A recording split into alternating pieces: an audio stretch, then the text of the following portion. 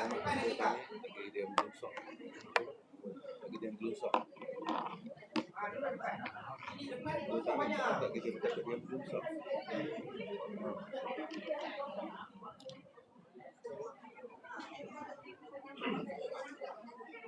Pakai ni, oi. Ganggu tak? Tak apa, okey. Buat dah.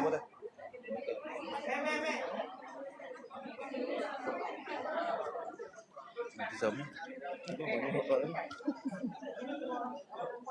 Ini Syokim.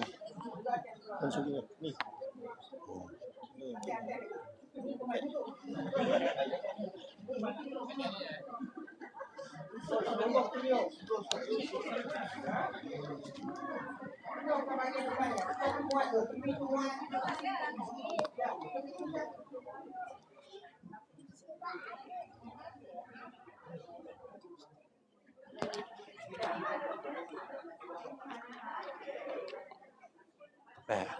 Lepas.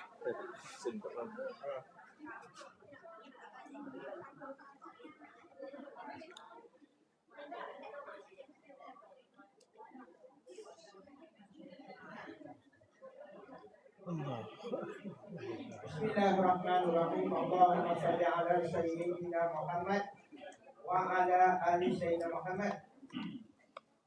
Subhanaka la ilma lana illa ma 'allamtana innaka antal alimul hakim. Rabbi shrah li sadri wa yassir li amri wahlul 'uqdatam min lisani yafqahu qawli.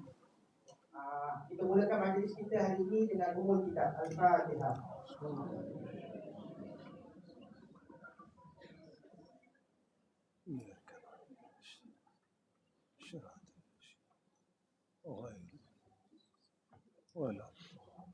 Bismillahirrahmanirrahim. Allahumma shalli ala sayyidina Muhammad wa ala ali sayyidina Muhammad.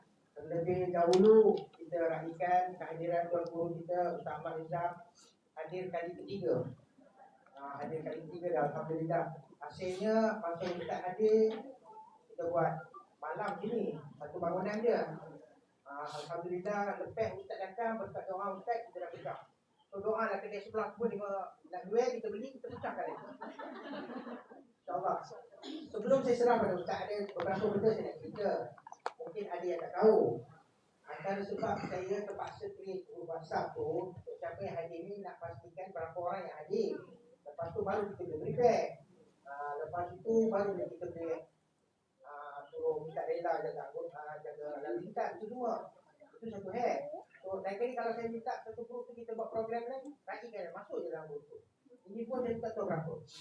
Mau tak sampai lebih dah. Itu yang kedua. Yang kedua, mungkin yang tak biasa datang ni. Sebab sini Darul Taklim kami ada tema, tapi bukan paksaan. Tema macam hari Isnin warna putih, hari Selasa warna biru, hari Rabu warna hari Jumaat warna hijau. So tak kisah tak pakai macam apa, asal pakai.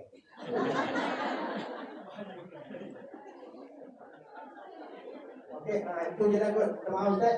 Saya serah pada Ustaz. Silakan Ustaz. InsyaAllah.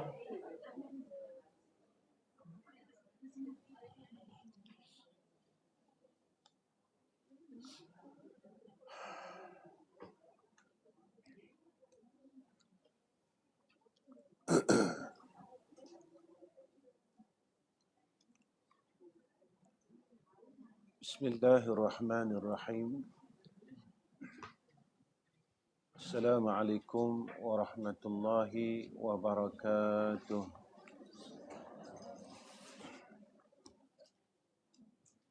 Alhamdulillahi rabbil alamin.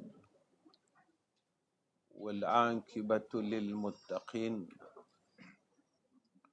Wal hadi ila siratim mustaqim. Asyhadu an la ilaha illallah wahdahu la syarika lah wa asyhadu anna Muhammadan abduhu wa rasuluh. Allahumma salli ala sayyidina Muhammad wa ala alihi wa sahbihi wa sallim. Allahumma lakal hamdu wa ilaikal mustakam wa antal musta'an ولا حول ولا قوة إلا بالله العلي العظيم. وقال نبينا محمد صلى الله عليه وسلم: إنما الأعمال بالنيات وإنما لكل امرئ ما نوى. Pertama sekali kita panjatkan puji dan syukur kepada Allah Subhanahu wa taala dengan hidayah, taufik, dengan i'anah. Pagi ini kita dapat bertemu, berkumpul sama-sama dalam satu majlis untuk mengingati Allah Subhanahu wa taala, untuk muhasabah diri kita semua.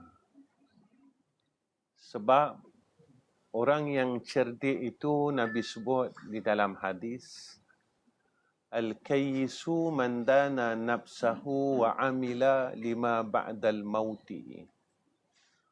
Orang cerdik, Nabi kata, mereka yang sentiasa muhasabah diri mereka. Mereka sentiasa melihat-lihat kedudukan diri mereka. Kenapa kita perlu melihat kedudukan kita? Melihat akan situasi kita. Sebab iman ini kadang-kala dia turun dan dia naik. Kadang-kala kita rasa kuat sangat.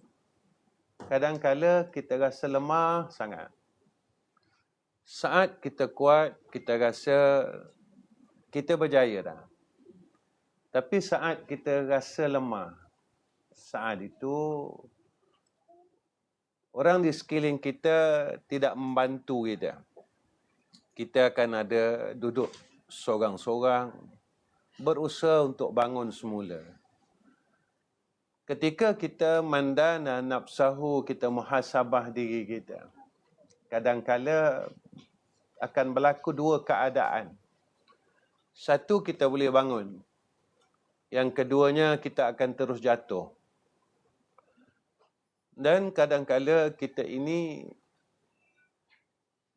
tidak menemui jalan untuk kembali semula kepada Allah Subhanahu wa taala. Dan inilah yang paling kita takut. Tak kala Allah palingkan hati-hati kita kepada perkara yang tidak baik. Sebab itu datang satu doa daripada Rasulullah sallallahu alaihi wasallam.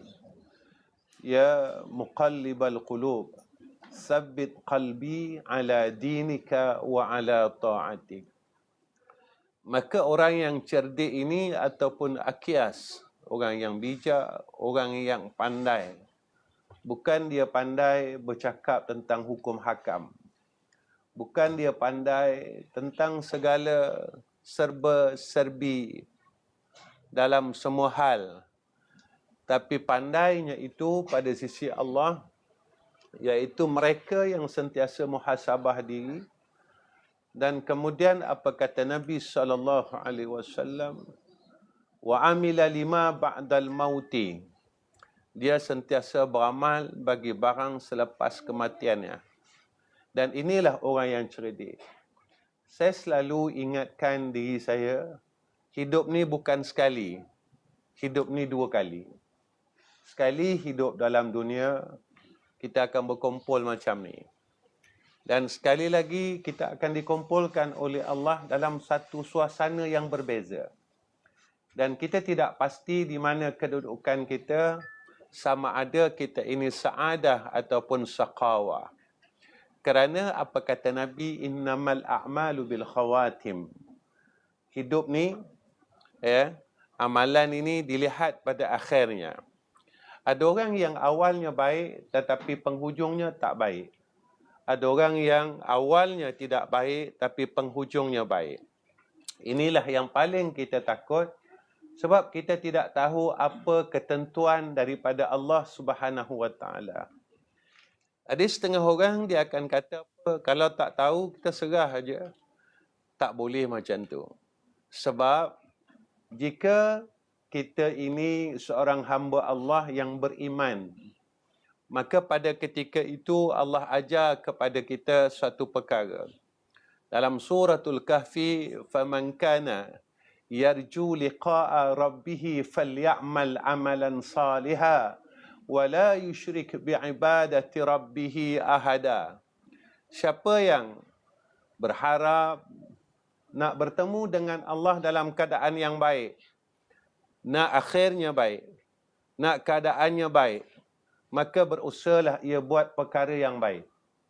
Dia usaha untuk buat baik.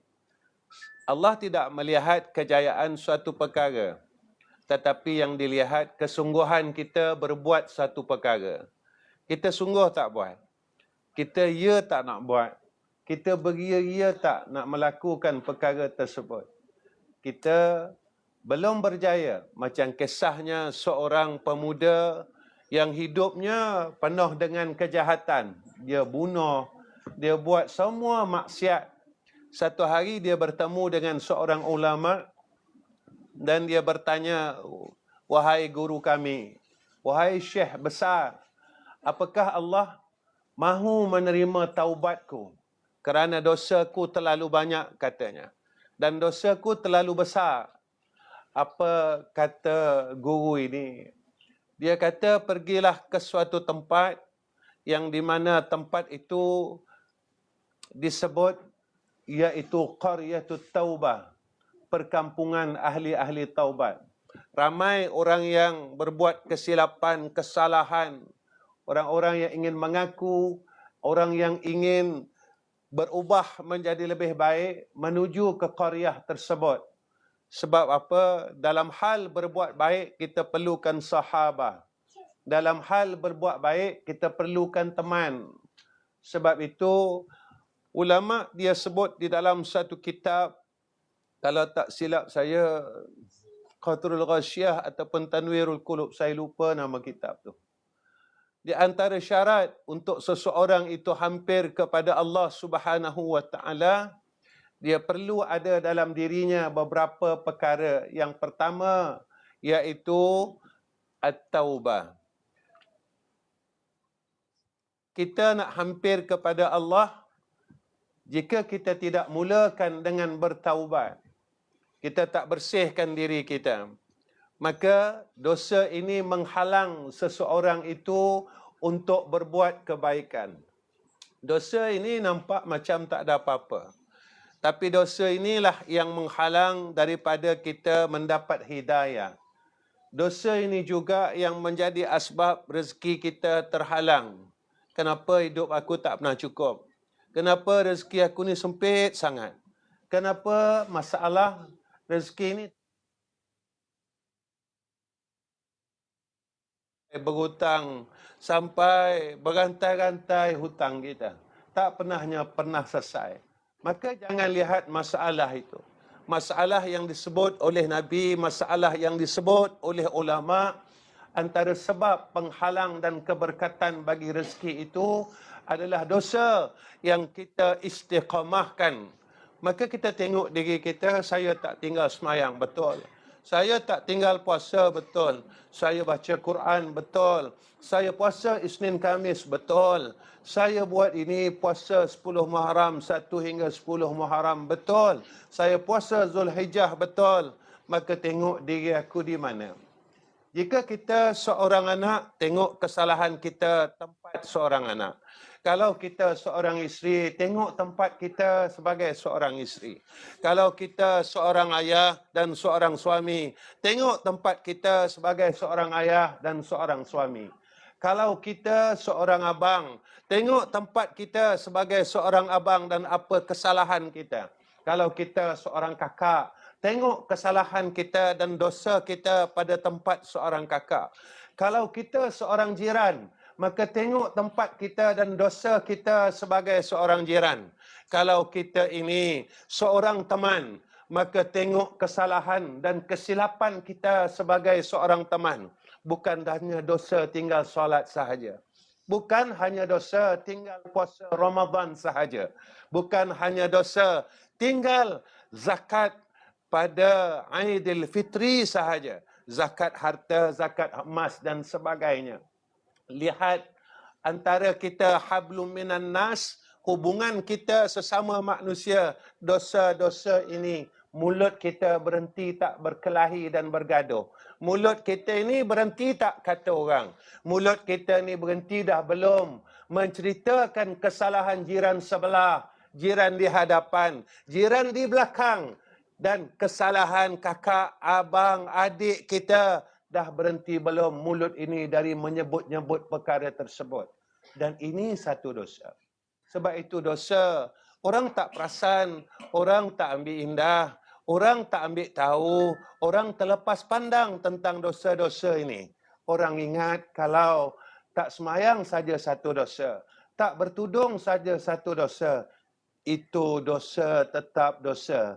Jika buka aurat berdosa, jika tak solat berdosa, jika kita tidak menjalankan tanggungjawab sebagai seorang mukallaf dalam perkara yang ditaklifkan oleh syarak, yang dituntut oleh syarak sebagai seorang Islam, itu berdosa.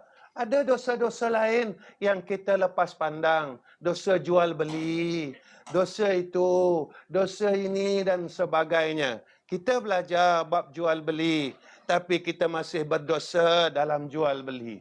Banyak perkara yang kadang kita lepas pandang.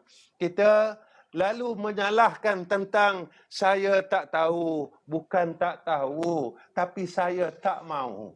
Ini jawapannya. Sebab itu kata ulama, jalan untuk orang yang dekat kepada Allah, salah satu syaratnya taubat.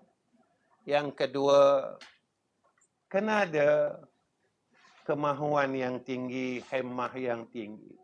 Sebab apa? Sebab hemah, kemahuan, kesungguhan untuk dekat kepada Allah ini perlu. Kerana jalan ke sana cukup susah. Nak jadi baik cukup susah. Saya kadang anak-anak muda datang jumpa saya. Dia kata, Ustaz, nak berubah jadi baik susah, Ustaz. Saya bila nak jadi baik, kawan-kawan tinggalkan saya. Saya bila nak jadi baik, orang kata saya acah-acah baik. Saya bila nak jadi baik, dan orang keliling tak nak sokong saya. Saya selalu pesan dengan mereka, untuk ke jannah Allah, Nabi kata susah. Untuk jadi ayah yang baik, susah. Untuk jadi ibu yang baik, susah. Untuk jadi seorang abang yang baik, susah. Untuk jadi insan yang baik, susah. Kerana jalan itu susah. Kerana Nabi kata, jalan menuju ke syurga Allah itu penuh dengan ranjau dan kesusahan. Kalau kita tengok sejarah, 13 tahun Nabi di Mekah, Nabi senang ke Nabi susah. Nabi mengekalkan, Nabi sabar untuk melahirkan insan yang bertauhid. Nabi melahirkan Sayyidina Abu Bakar. Innal ladzina qalu rabbuna Allah thumma istaqamu. Supaya istiqamah dalam mempertahankan kalimah la ilaha illallah Muhammadur Rasulullah. Yang ketiganya, kena ada, kata ulama, senjata. Senjata itulah amal salah kita. Kalau tidak, kerana hati yang lalai itu mempunyai menjadikan satu pintu yang besar bagi syaitan dan nafsu itu, membuatkan kita berpenyakit dalam keadaan yang dinamakan penyakit futur itu sendiri.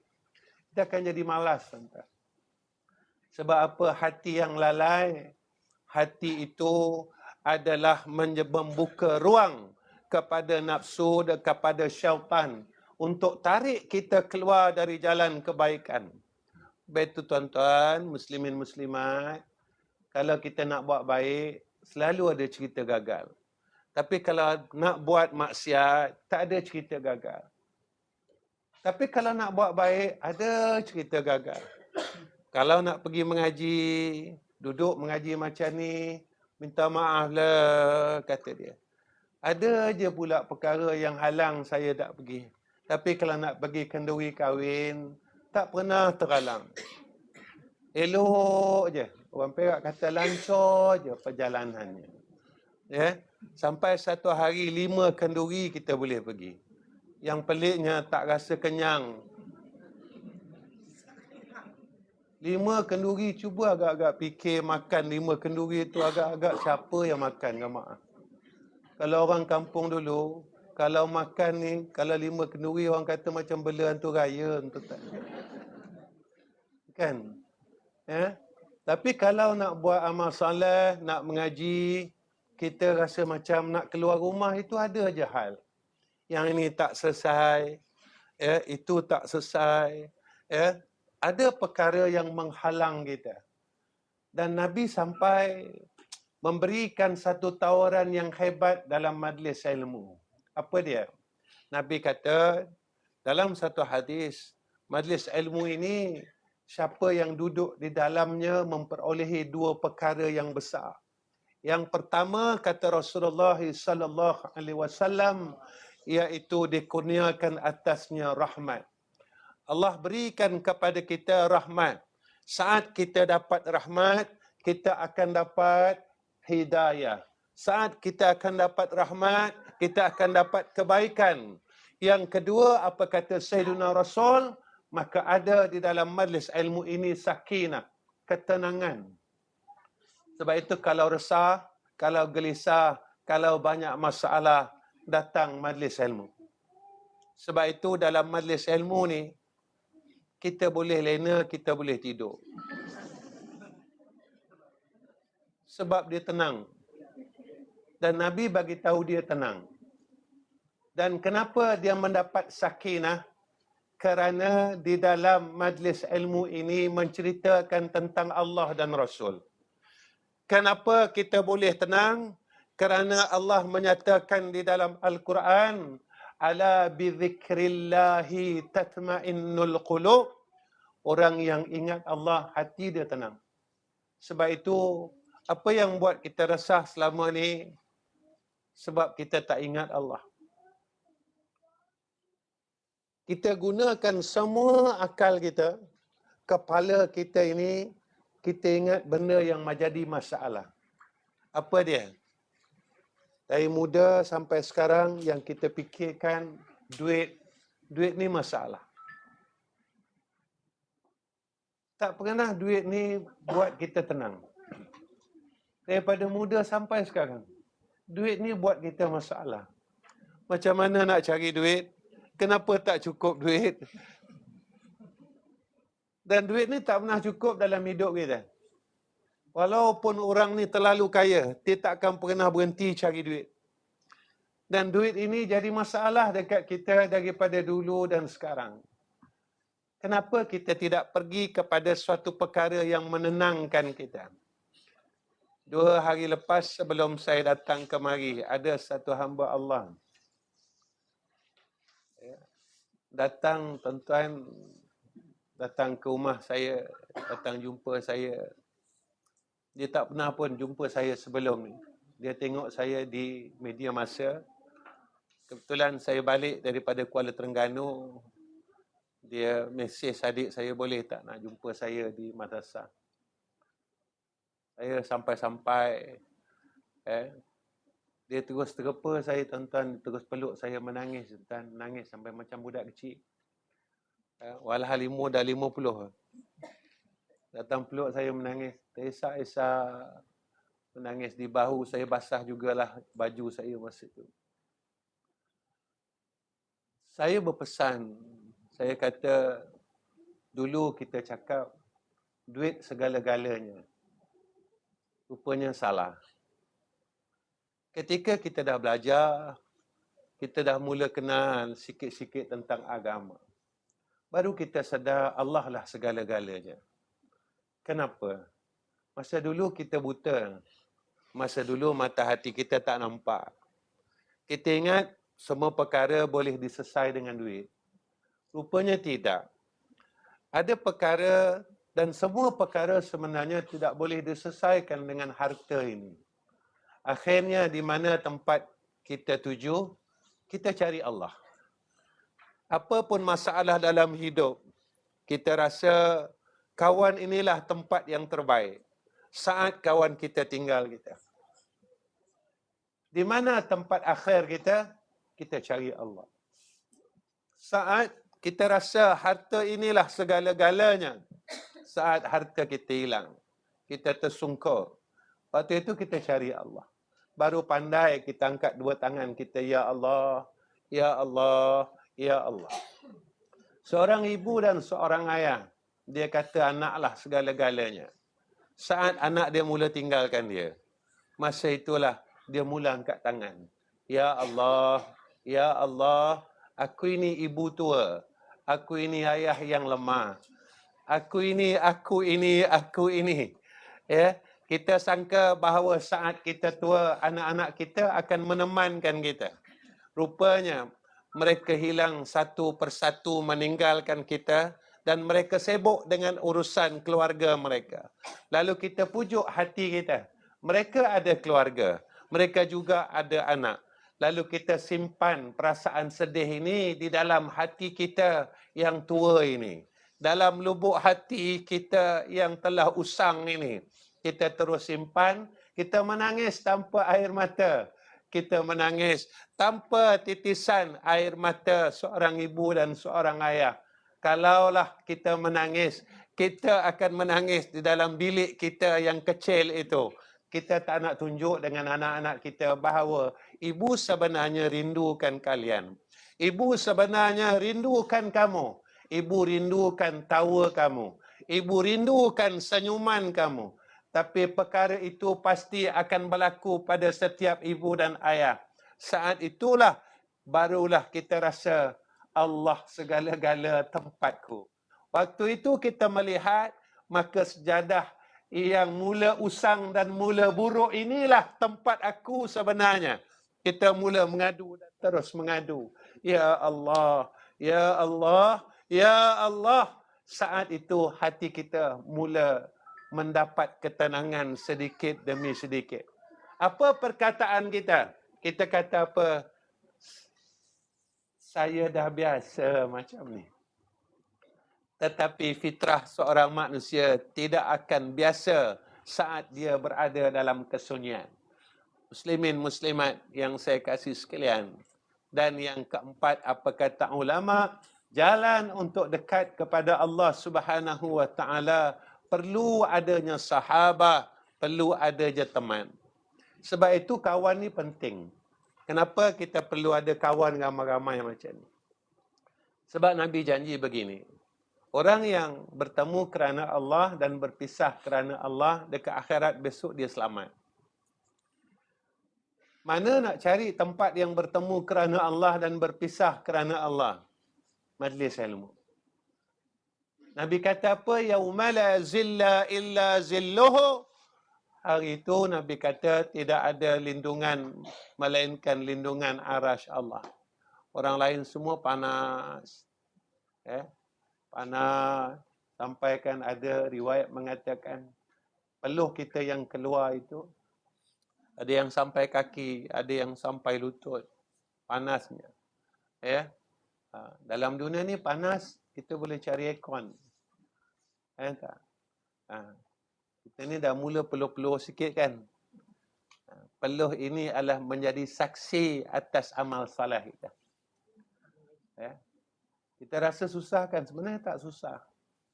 Saya dulu masa belajar, tak ada belajar sangat lah. Saya ikut orang alim. Daripada rumah itu berjalan kaki satu hari dekat 20 kilo. Kan kita kalau dekat Mekah kan semua berbukit. Daripada atas bukit turun nak pergi bukit sana, daripada bukit sana nak pergi bukit sini jalan kaki. Kita kat sini naik kereta, naik motor, jalan kaki sikit dah tak boleh. Susah sikit dah tak boleh. Sebab zaman ini zaman senang. Semua senang sekarang. Sebab itu antara akhir zaman yang disebutkan oleh Nabi, umat aku akan melalui satu fasa ujian kesenangan. Sekarang senang dah. Nak gosok baju tak payah pakai arang. Dah pakai uap. Setiap kali nak bergosok dia berbunyi cheese kata dia. Mereka yang air tu kan.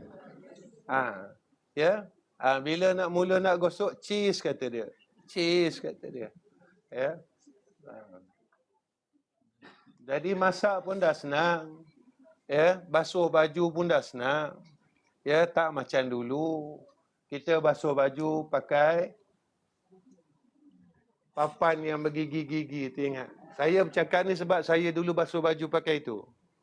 Ya, mula-mula kahwin dulu, nak basuh baju, ambil satu besen besar, ada papan yang bergigi-gigi tu. Jadi gosoklah itu dah. Orang rumah dalam pantang, tuan-tuan. Ada kita gosok aja sambil-sambil, ya, dalam hati, apalah nasib diriku yang malang, orang rumah dalam pantang. Ya. Jadi gosok, pakai kata gosok, lepas tu diempuk-empukkan, ya. Lepas itu gonyo-gonyo sikit, bilahlah tepi sungai. Ya. Masa itulah. Sekarang dah senang. Ya. Maka bila senang ini selalu kita lupa dengan kesusahan kita. Bila kita senang, kita mula sombong dan kita lupa. Kita lupa yang dulu kita masak pakai kayu getah, bertiup, habis masak, berjelaga lubang hidung. Ke tak pernah langsung hidup macam itu orang sini? Baik. Jadi jangan lupa kesusahan itu. Jangan lupa kesusahan yang kita lalui itu. Saat kita tidak melupakan kesusahan yang kita lalui itu, saat itulah maka Allah pelihara kita daripada sifat kesombongan.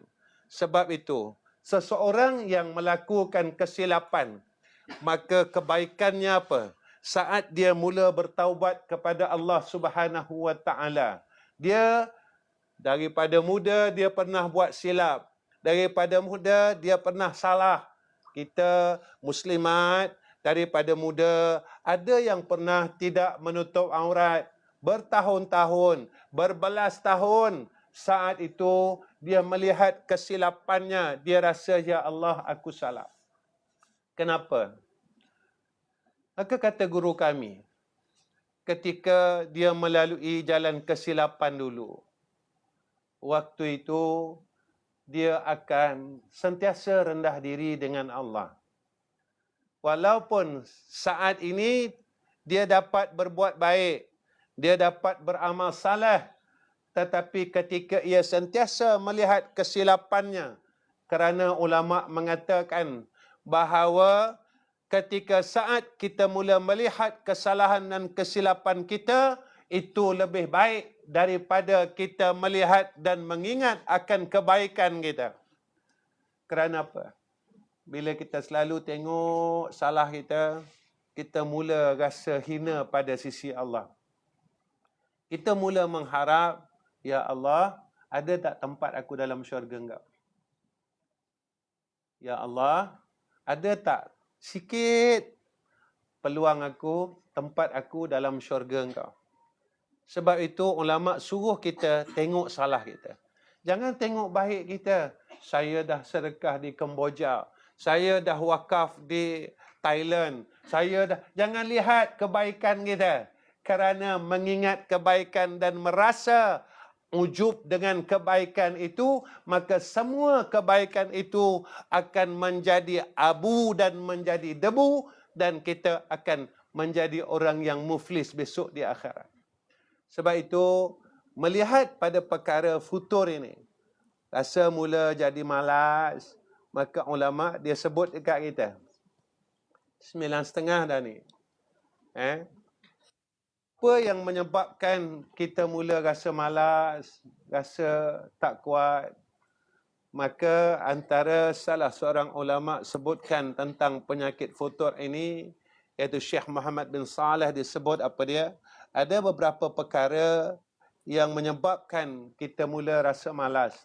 Dan kita pernah dengarkan doa ni, Allahumma inni a'udzubika minal hammi wal hazan, wa na'udzubika minal ajzi wal kasal, wa na'udzubika minal jubni wal bukhli, wa na'udzubika min ghalabati ad-daini wa qahri ar-rijal. Jadi rupanya ada doa supaya kita diangkat daripada sifat malas ini. Dan ada doa yang Nabi ajar kita supaya kita minta tolong agar Allah bantu kita untuk buat baik. Mana dia? Doa ni pun hafal juga. Allahumma a'inni ala zikrika wa syukrika wa husni ibadatik. Mulut kita jangan berhenti minta dengan Tuhan. Sebab apa? Di antara amalan yang berterusan sehingga di akhirat, doa. Di antara sifat yang sampai di akhirat, malu. Doa ni sampai akhirat. Orang dalam neraka minta dengan Allah nak keluar neraka. Orang dalam syurga minta dengan Allah agar ditambahkan nikmatnya oleh Allah Subhanahu wa taala. Orang dalam neraka tak pernah berhenti. Sampaikan ada satu riwayat mengatakan orang dalam neraka ni dia tengok orang dalam syurga minum makan yang sedap-sedap. Orang neraka ni minta dengan orang syurga. Wahai ahli syurga, boleh tak minta sikit minuman itu, makanan itu. Kami kat sini minum dalam keadaan minum dan makan dalam keadaan yang sengsara. Allah bagi kami buah zakum. Masuk saja hancur semua usus-usus dan isi-isi perut yang dalam. Lalu orang neraka ni tuan-tuan minta dengan ahli syurga, mintalah sikit. Cuba bayangkan. Saya ni suka membayang-bayang, berfikir-fikir. Kalaulah yang minta tu anak kita, macam mana agak-agak? Anak kita minta dengan kita, Bu, boleh tak minta air sikit, Bu? Kakak tengah sakit ni, Bu. Ibu, boleh tak minta makan sikit? Abang tengah seksa ni, Bu. Dan ahli syurga tak bagi. Seorang ahli syurga dia akan kata kepada ahli neraka, rasakan. Sebab dalam dunia dulu, kamu tidak mahu mengikut perintah Allah. Sebab itu, kita ni, walau macam mana pun, doa ini jangan tinggalkan. Apa-apa pun, mintalah dengan Allah Subhanahu wa taala. Jangan mengadu dengan orang. Kalau kita mengadu dengan orang, macam mana baiklah orang tu. Satu hari orang ni akan ceritakan apa yang kita pernah ceritakan pada orang lain. Kita cerita dengan dia. Satu hari dia cerita juga pada orang lain. Tapi mengadu dengan Allah. Lalu Allah simpan cerita kita itu sampai bila-bila.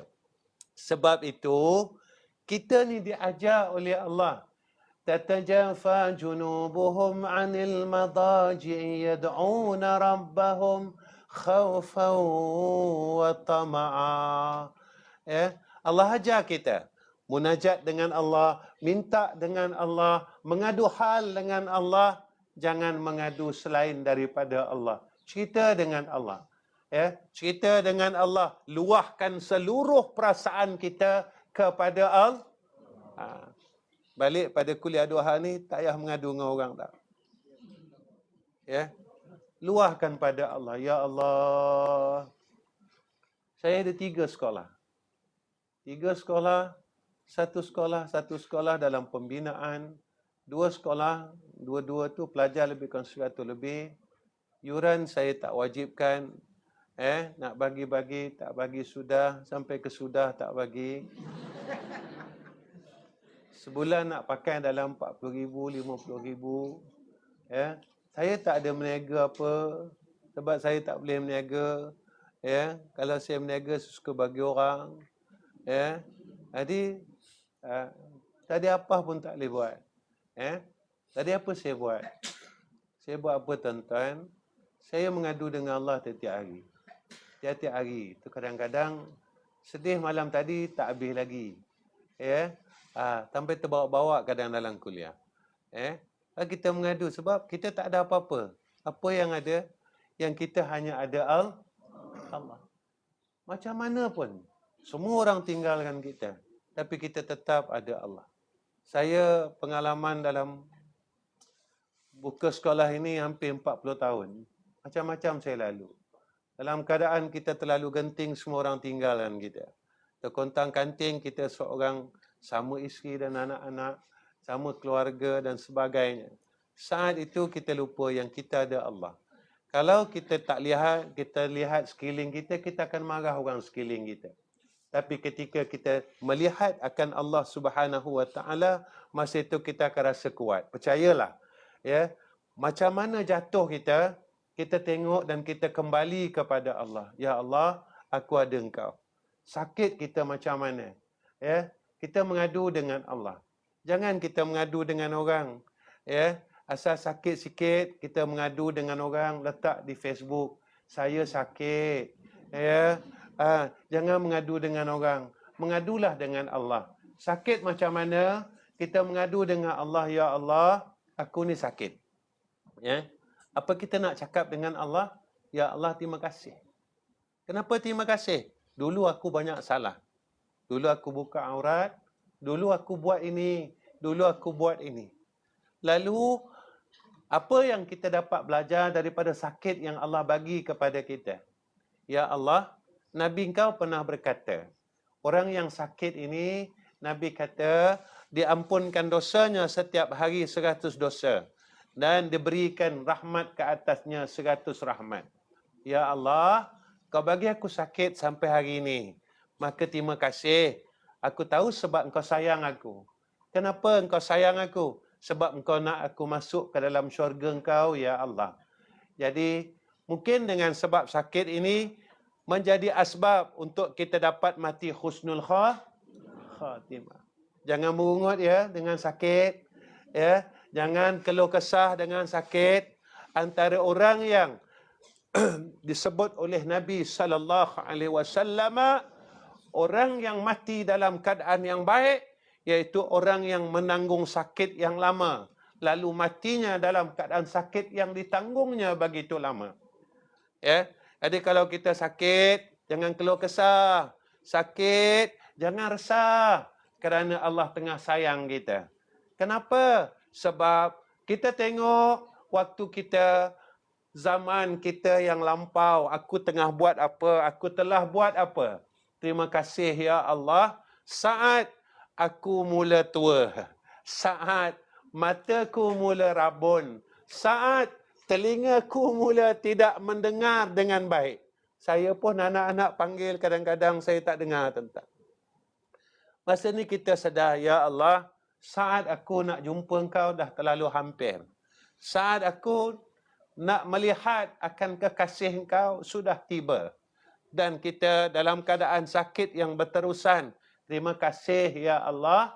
Terima kasih ya Allah. Mudah-mudahan bertahun ini aku menanggung sakit itu.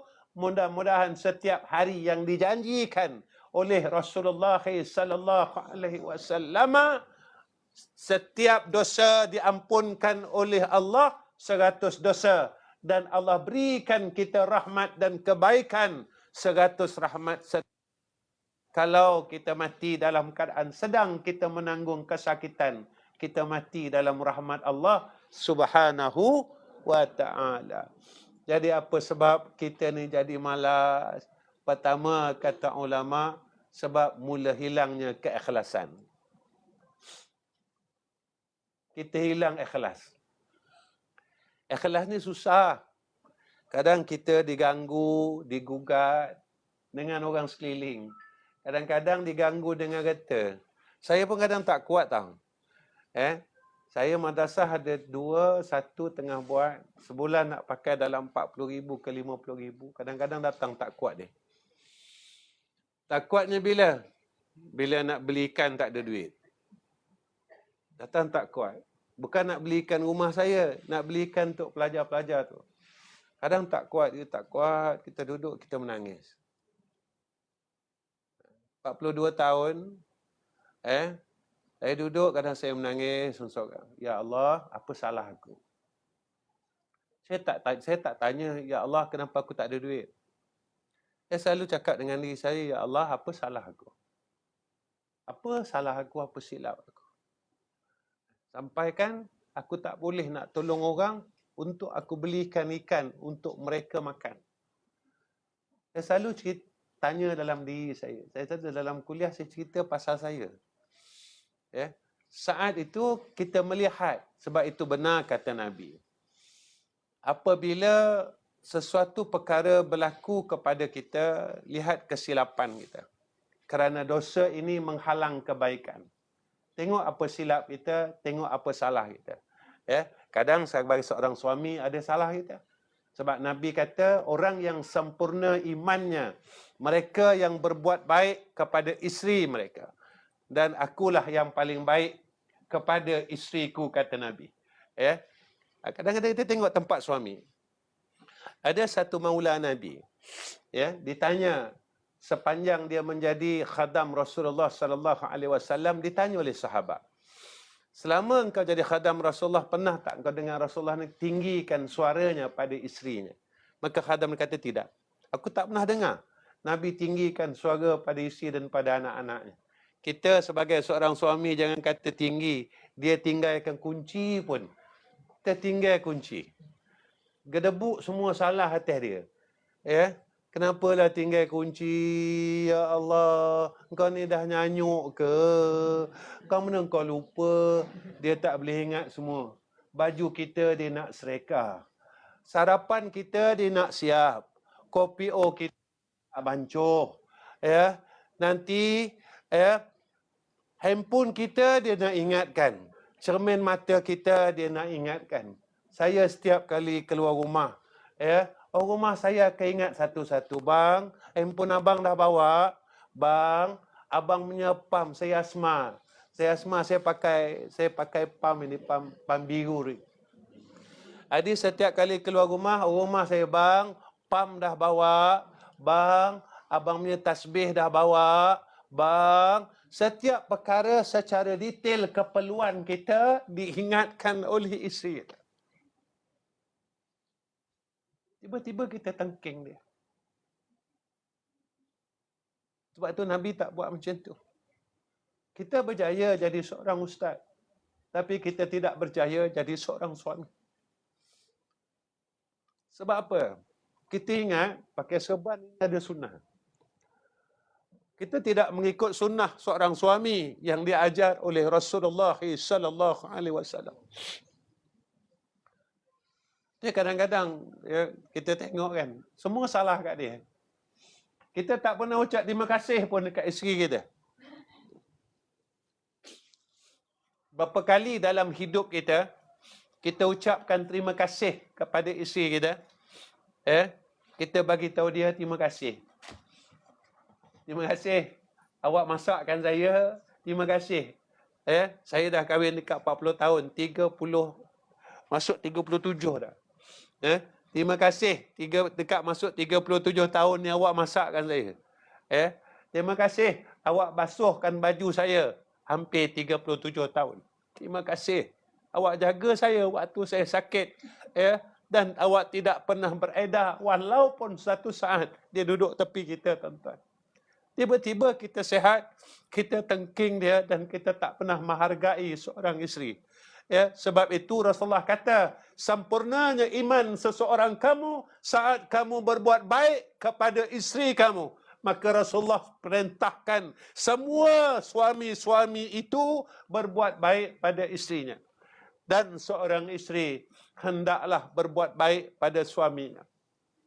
Kerana redanya seorang suami itu adalah tempat redanya Allah dan Rasul.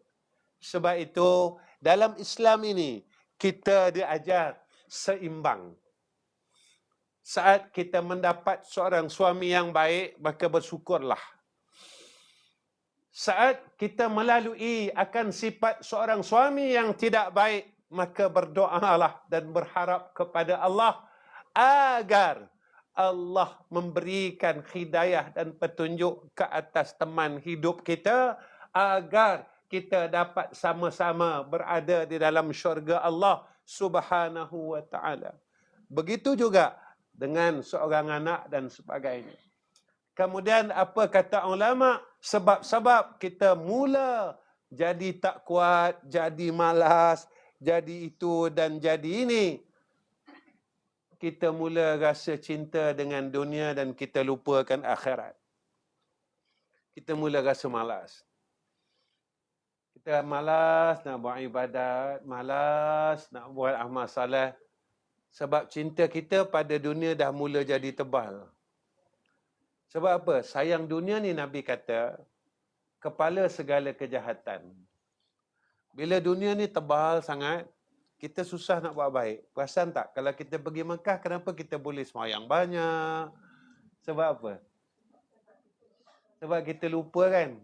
Kita lupa duit kita lupa langsir kita lupa streka tifal kita. Apa tifal? Tifal apa namanya kan?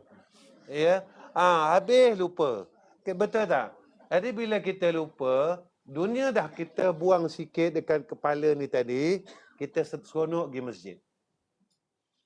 Lepas itu bila kita pergi Mekah, seronok. Kita pergi Madinah, lagi seronok.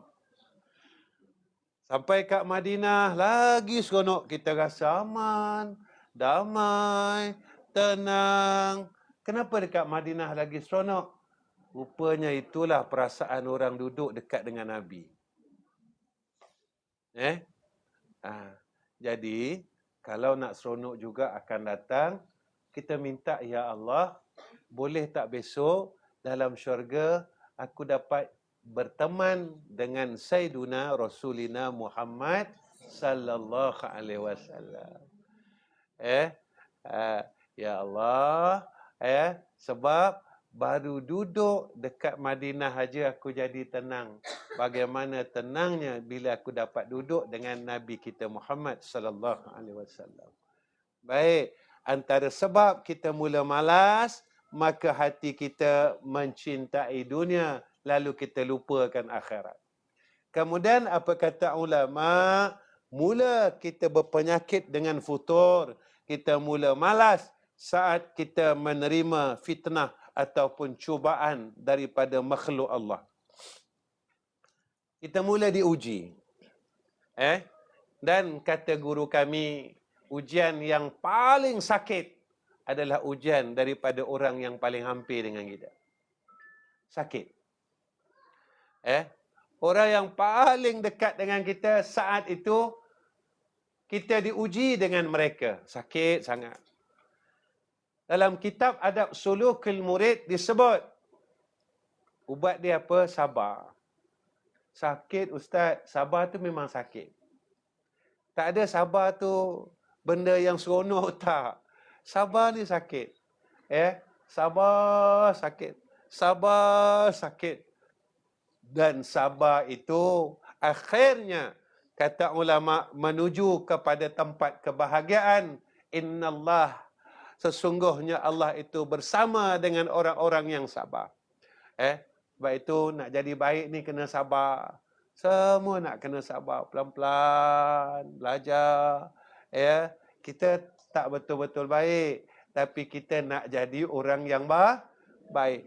Jadi mudah-mudahan dalam proses kita jadi orang baik, saat itu Allah ambil kita, Allah jemput kita, Allah panggil kita, lalu kita dikira sebagai orang yang baik. Kemudian apa yang disebutkan oleh ulama, sebab kita mula rasa malas, rasa lemah, ada perkara haram yang kita makan di dalam hidup kita ni. Apa benda haram yang kita makan? Periksa jual beli kita. Perasan tak ada benda yang dulu mak ayah kita ajar kita tak buat? Apa dia? Agak-agak. Apa dia? Apa dia? Bro nasi. Bro nasi ni cakap orang putih tau. Bro ni cakap orang putih. Apa dia? Kita lupa dalam jual beli.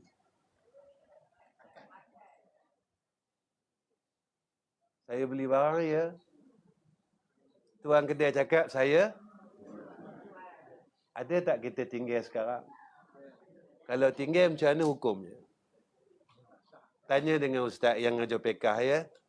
Ustaz, Kalau saya tinggal akad jual beli, maka apa hukum jual beli tu ustaz? Ya, kalau ustaz kata okeylah, okeylah. Kalau ustaz tu kata kalau tinggalkan akad jual beli berdosa, tak sah. Akad jual beli tersebut menjadi syarat sah jual beli dalam Islam. Sebab itu orang tua kita dulu, dia tak ajar kita ilmu, tapi dia budayakan kita ilmu. Dia budayakan ilmu itu. Maka dengan budaya itu menjadi satu ilmu. Kita rasa itu budaya orang Melayu. Ya, kita pergi kedai, ya, lalu kita beli barang. Saya beli barang ya, tuan kedai kata saya jual dengan harga. Sebab itu orang dulu, ya, hidupnya baik, masyarakatnya tidak bergaduh, kampungnya aman damai. Pukul 9 tingkap terbuka, ya, tak berselak lagi, maka tak ada rasa takut. Sekarang kenapa kita huru-hara, rumah seperti penjara? Tak ada pun satu besi yang tak ada dekat rumah kita. Tingkap besi, pintu jamban besi, pintu dapur besi.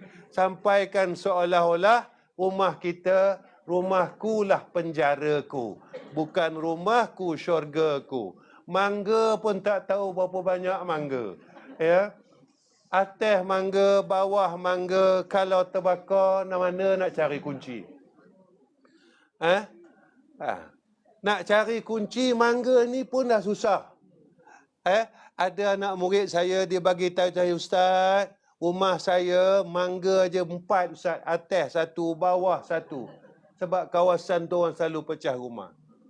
Antara perkara sebab manusia menjadi sedemikian, yang kita lupakan perutnya telah masuk akan perkara yang haram. Tengok akad jual beli kita ya. Saya ingatkan aja ya. Ingat, saya beli barang, saya jual barang. Kedua, masa korban. Selalu ambil daging orang.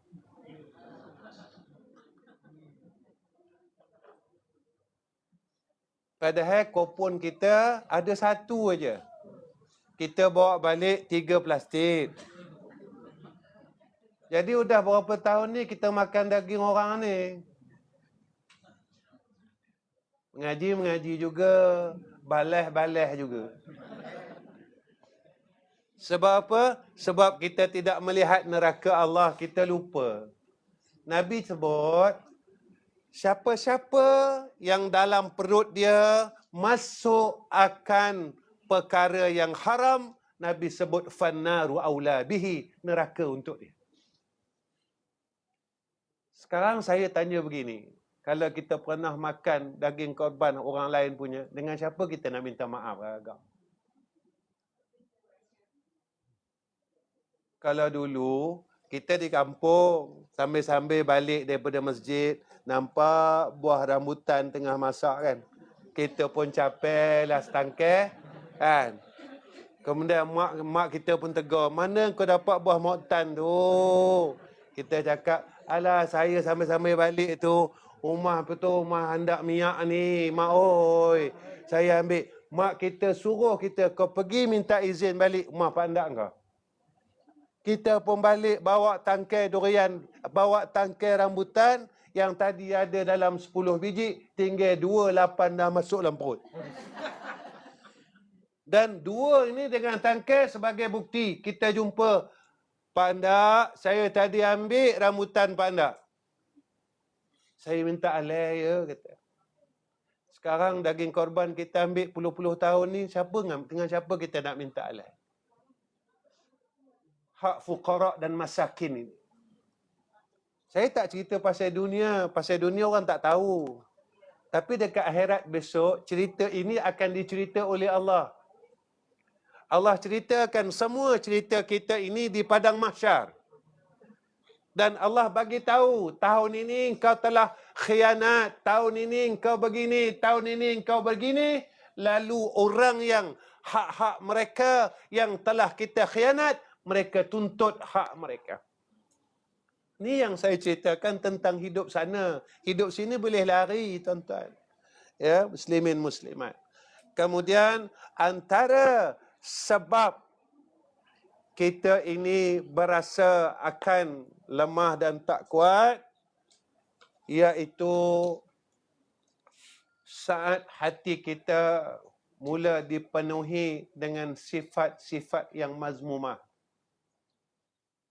Mula ada rasa dengki dengan orang, mula ada buruk sangka dengan orang, mula rasa diri awak tu betul dan orang lain semua salah. Ada tak dalam diri kita tu? Ada. Saya tak nak bawa jauh-jauh, saya suka bawa dalam keluarga. Kadang kita tengok menantu tu tak betul, menantu ni je betul. Ada? Ibu ayah nak beritahu gini, kalau kita pilih kasih dengan anak-anak dosa tau. Sebab Nabi kata begitu. Orang yang pilih kasih dengan anak-anaknya satu kesalahan.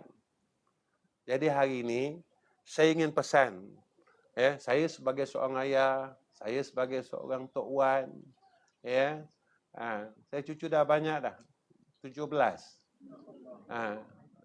Nah, tahun depan nak jadi moyang lah saya. Cucu saudara dah kahwin, tahun depan nak beranak, sempat panggil moyang. Lepas moyang apa tuan-tuan? Moyang buyut. Lepas buyut apa? Lepas buyut apa?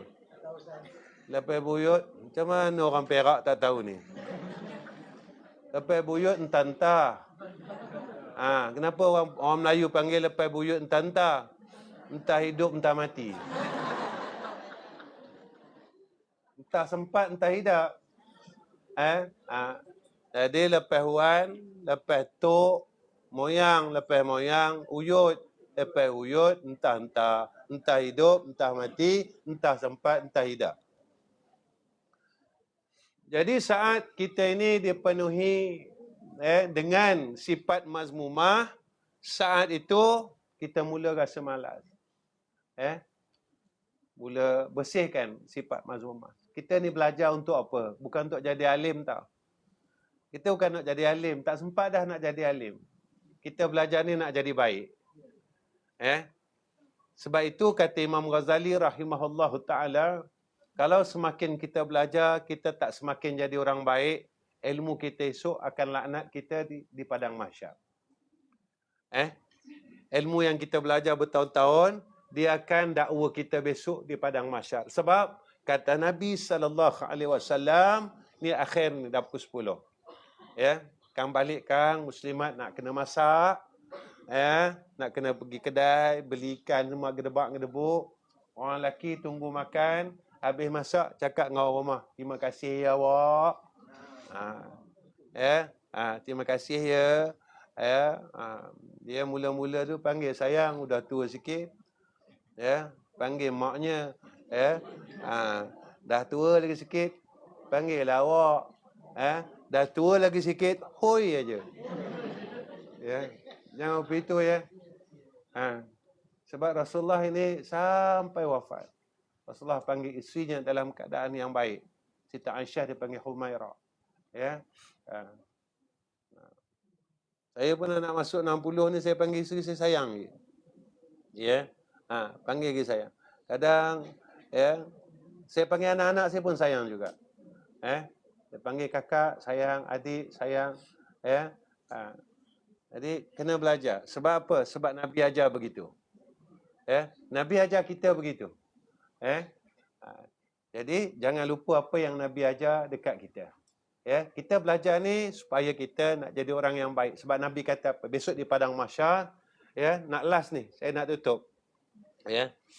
Di padang mahsyar tidak akan bergeser dua kaki anak Adam, makna kita tak boleh bergerak daripada padang mahsyar sebelum selesai ditanya 4 perkara.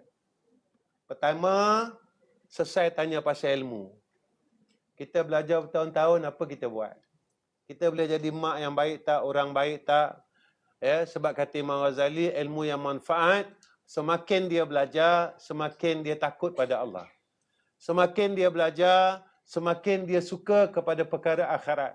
Semakin dia belajar, semakin dia rendah dirinya. Bukan makin dia belajar, makin dia bongkak. Makin dia belajar, makin dia sombong. Ya, orang ni makin alim sebenarnya makin tunduk. Ya, makin banyak ilmu dia makin dia tunduk. Makin banyak ilmu, makin dia tersorok. Maknanya dia tak nak orang tahu dia ada ilmu. Dia tak nak dikenali sebagai orang pandai. Ini orang alim. Ya. Dan apa lagi kata Rasulullah sallallahu alaihi wasallam, tidak bergeser dua kaki anak Adam selagi tak selesai ditanya pasal umur. Ni kadang-kadang bila renung balik nangis kita. Allah bagi kita 60 tahun, apa aku dah buat ya? 60 tahun. Ya, mana syurga aku nak masuknya kalau apa ini? Ya, mengumpat pun aku tak berhenti lagi sampai sekarang. Duduk dengan kawan, kamu nak tahu kata dia. Apa dia? Cerita. Aida tak payahlah kata dia. Yang kawannya nak cerita ni mula teringat hukum mengumpat haram. Ya, dia pun tak berani ghostan balik. Tadi kamu kena ceritalah. Ada halang-halang ni tadi masuk neraka, biar masuk sesama. Ni tak? Ya? Jadi cuba tengok umur aku ni buat apa. Saya selalu fikir dalam hidup saya nak masuk 60 ni berapa orang yang pernah saya umpat. Kemudian berapa orang yang saya pernah minta maaf. Kalau saya tak jumpa dia orang ni, saya tak minta maaf dengan dia orang ni, tak lepas saya ni masuk syurga ni. Saya selalu cakap dengan rumah saya, kadang saya menangis depan isteri saya. Saya menangis depan isteri saya. Ada satu hari tu saya bercerita pasal penyakit darah tinggi. Pasal darah tinggi. Tengah saya bercerita, orang rumah saya pula menangis. Sebab mak mentua saya meninggal, dia saluran darah kepala pecah.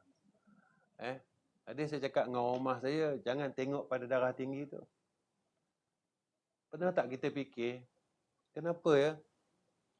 Kadang orang tua ni, dia sampai pecah, sampai darah dia sampai 200 pecah saluran.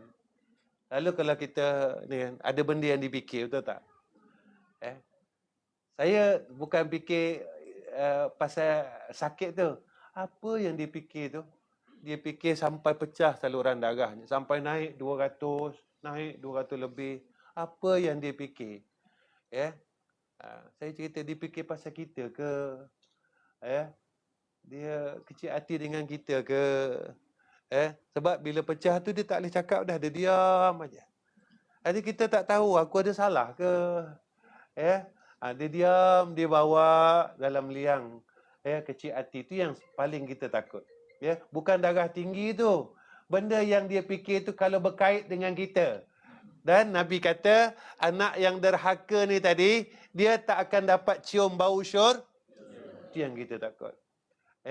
Umur aku ni aku buat apa? Yang ketiga, kata Nabi, tidak bergeser dua kaki anak Adam selagi tak selesai ditanya pasal harta.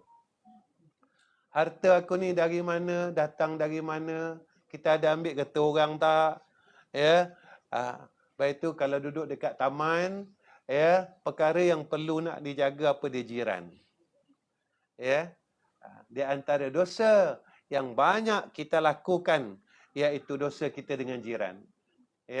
Sebab itu orang yang baik apabila dia memperolehi jiran yang baik. Dan yang terakhir, kata Nabi SAW akan ditanya dalam masalah masa lapangnya dan sihatnya. Masa lapang kita buat apa? Takkan kita nak jawab, saya masa lapang, ya Allah, saya tengok TV 20 tahun. Saya masa lapang, ya Allah, saya tengok drama Melayu 20 tahun. Takkan kita nak cakap macam itu? Kalau zaman tahun 80-an tu, ya Allah, masa lapang dulu saya tengok bintang RTM, kata. Takkan kita nak jawab macam itu, tuan-tuan, depan Tuhan? Ya Allah, takkan kita nak cakap itu depan Tuhan? Apa kita nak cakap besok? Ya Allah, aku guna sihat, aku baca Quran. Ya Allah, aku guna sihat, aku sembahyang sunat. Takkan kita buang umur kita depan televisyen saja, tuan-tuan. Banyak dah. Pernah tak kita menangis menyesal? Malam bangun, ya Allah, ruginya aku rupanya. Baik, setakat ni je pertemuan saya dengan semua yang hadir pada hari ini. Jadi sebelum saya berhenti, saya nak bacakan doa angin ahmar. Tadi saya ada bacakan tempat lain, takut tak dia kat sini tak dengar lagi kot. Saya bacakan ya. Doa angin ahmar, sebab sekarang ni ramai orang kena angin ahmar. Saya baca dengan inna pendek je. Ikut pelan-pelan, kalau boleh nanti baca kat rumah. Allahumma inna na'udzubika minar rihil ahmar wad damil aswad wad